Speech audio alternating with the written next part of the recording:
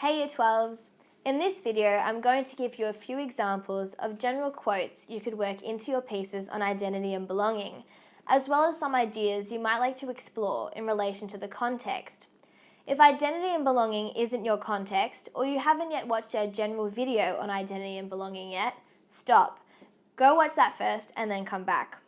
For those of you still left, this video is relevant to you regardless of what text you study or what type of piece you're writing. Quotes can show off to the assessor that you're widely read and have thought about the application of your context in the wider world. You can work them in pretty much anywhere in your essay, so long as they are appropriate and related to the prompt you are discussing. In this video, I'll give you a few examples, talk you through what type of prompts they're relevant to, and give you an idea of what related wider world issues you might want to explore as a means of broadening your discussions.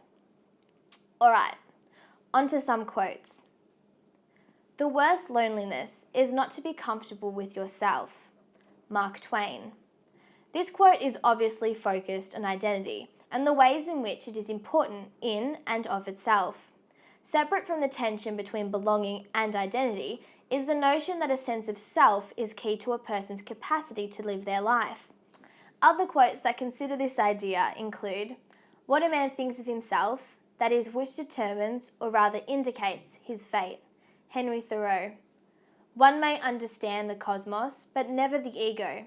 The self is more distant than any star." G.K. Chesterton. These explore the complexity of identity and its centrality to our lives. Let's look at a quote for a different big idea of identity and belonging. "My great mistake, the fault for which I can't forgive myself, is that one day I ceased my obstinate pursuit of my own individuality." Oscar Wilde. At first glance, this quote looks much the same as the last set, but on closer inspection it insinuates something different, a conflict between a person's sense of self and something else, that is, the pressure to be someone else. Wilde is expressing that his desire to fit in at some point conflicted with his desire to be true to himself, resulting in a dominance of the former. In Wilde's life, this can be seen in his prosecution for homosexuality and criticism over the racy content in his novels and plays. This conflict between our senses of identity and belonging is obviously an important theme, one which is explored in all of the texts prescribed for this context. Perhaps a strong way to explore it is through an examination of individuals who undergo particularly strong pressure to conform.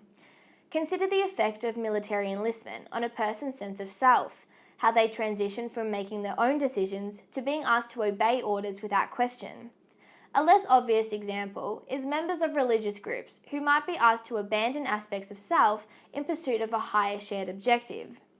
The associated problems of this demanded conformity have been explored in detail in relation to younger individuals, such as high school students and inhabitants of university colleges.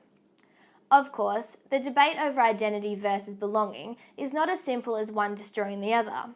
The two notions feed off and contribute to one another. Consider the following quotes which contrast in their views of how the two senses interact. "By building relations, we create a source of love and personal pride and belonging that makes living in a chaotic world easier." Susan Lieberman.